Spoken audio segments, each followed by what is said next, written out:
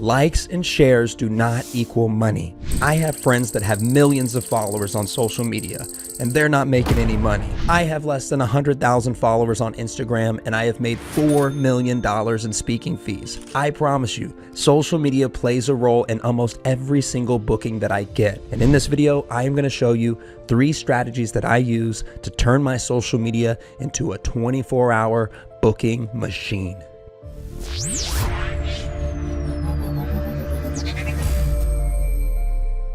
Welcome back to the channel. My name is Jared Scott. If you're new here, I'm the speaker that's booked over 1,000 paid engagements in my career before I turned 30. And today I am showing you how to use social media to get paid speaking gigs. I have 3 strategies that I want to break down with you today. Strategy number 1, position yourself as an expert. I want you to do a little experiment. Get out your phone and go to your Instagram page right now. As soon as you get to your Instagram page, I want you to pause and think to yourself, if I was a decision maker booking this speaker, how much do I think they would cost? And I want you to be really honest with yourself, because if you said anything over 5K, then you're considering yourself a professional speaker.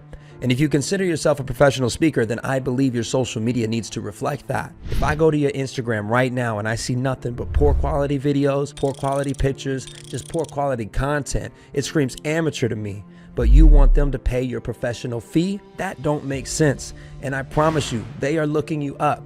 You might be saying, Jared, I sent them my EPK, I sent them my website, I sent them the speaker's reel. They don't really need to go to my Instagram. If they are paying you thousands of dollars, I promise you they're looking you up. They're Googling you. They're watching your YouTube videos. They're definitely going to your Instagram and your Facebook and your TikTok. Some of you are like, Jared, well, I don't have some of those things. Well, sometimes when you don't have those things, it brings uncertainty, which brings fear around booking you. The more you have, the more likely they're going to book you because you have more social proof. Other people trust you. I can trust them too. That's what they're thinking. But if they go to these pages and they see nothing but poor quality, they're going to think to themselves, oh no, maybe we booked the wrong person. This is buyer's remorse, right?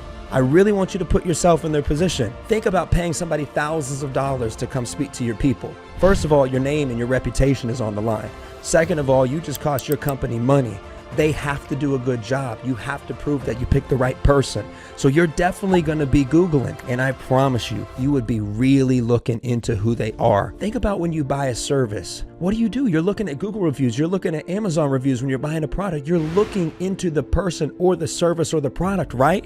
They're doing the same thing to you. So I really need you to turn that around on yourself and go do an audit right now. I'm always learning, growing, evolving. There's posts that I come across on my own page where I'm like, that's not it. That was it maybe last year, but that's not it anymore. I don't want that to represent me. It was good back then, but it's not good now. I know that resonated with some of you. I know it did. It's a hard one to swallow. It really is, because you go to your page and you're like, that took me a really long time to make that. It took me a lot of courage and confidence to put that out. And I understand that. Trust me, I was a shy kid growing up, and being on camera is a lot different than speaking in person. Some of you are like, Jared, I'm great in person, but on the camera I freeze up. I get it. It takes practice. It took me practice to get good at these YouTube videos, and this video that I think is good, in a year or two I'm gonna look back and cringe at it. That's what it means to evolve. I want you to think about your social media like it's a digital business card. And if you're still using business cards, then I imagine you really need to pay attention, because you're already outdated. Get you an IBIY bracelet instead. Links down in the description. Anyways, moving on. Strategy number 2, connect with decision makers. You might be thinking, duh, Jared,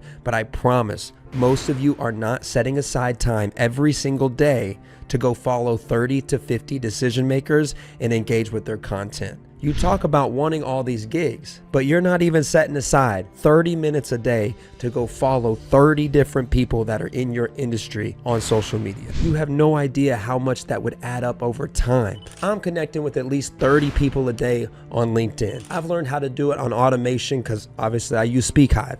And then on top of that, I'm doing the same thing on Instagram and on TikTok. Some of you are like, Jared, I don't want to follow all these people. Just go engage with their posts then. But at least engage with 30 decision makers in your market every single day, Monday through Friday. It's a part of your job. Please do it. You're sitting on the toilet scrolling, consuming anyways. Whatever you consume will eventually consume you. So keep consuming all that shit and you're going to become shit, you piece of shit. Sorry about that, folks. Got a little caught up in the moment. Moving on. Strategy number 3, let your story tell the story. So if you follow me on Instagram, Facebook, TikTok, you know my life. I mean, I put my story on my story every single day. I'm taking pictures of everything. You know my wife, you know my kids, you know the decisions I made today. You know that I just traded in my car, got a new car. You know what color that car is. You know my life. You know me. And that makes you feel familiar with me, friendly with me, DMing me things back and forth and liking pictures and things like that. Like, this is how relationships start. This is also how business relationships start. It's the same way. Those people are looking you up. They're following you. And some of you are being crazy on your story. Like, some of you are getting political on your story. That person that was following you that was going to pay you $7,500 to come speak is like, nope, not anymore, because they're a you-know-who supporter or you-know-what supporter. You know what I'm saying? Don't mix your business with your personal. The IRS is watching, always watching.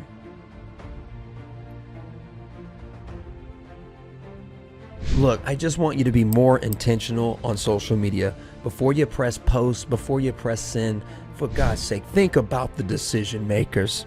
Think about, what would the decision maker think about this? What would the decision makers do? They wouldn't post this. I know the group chat's fire. I know you and your girls got some memes going back and forth. I get it, but it's not for the decision makers. They don't deserve that. Some of you are in comment sections that you need to vacate, talking about unity and peace in your speech. You're in the comment section fighting with a Karen.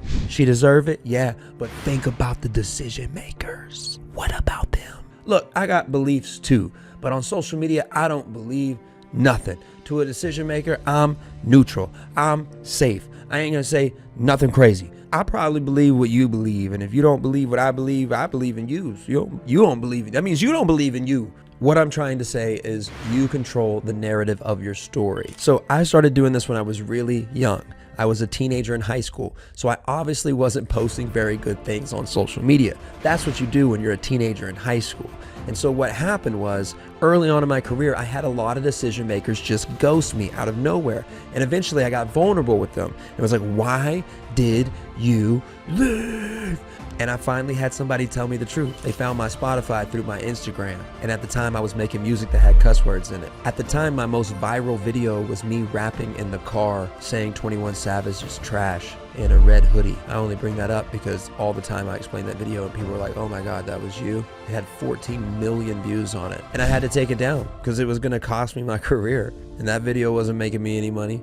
Millions of views, $0. So I cleaned up my image, changed my story, and it changed my life. That's it for today's video. If you enjoyed it, go ahead, follow me on Instagram at Jared Scott Live. Become a part of the story. And if you want help with your speaking business, we at SpeakHive build internal marketing systems so that way you have leads coming into your inbox every single day, booking you 2 to 4 paid speaking engagements every single month. If that sounds good to you, the link is down in the description.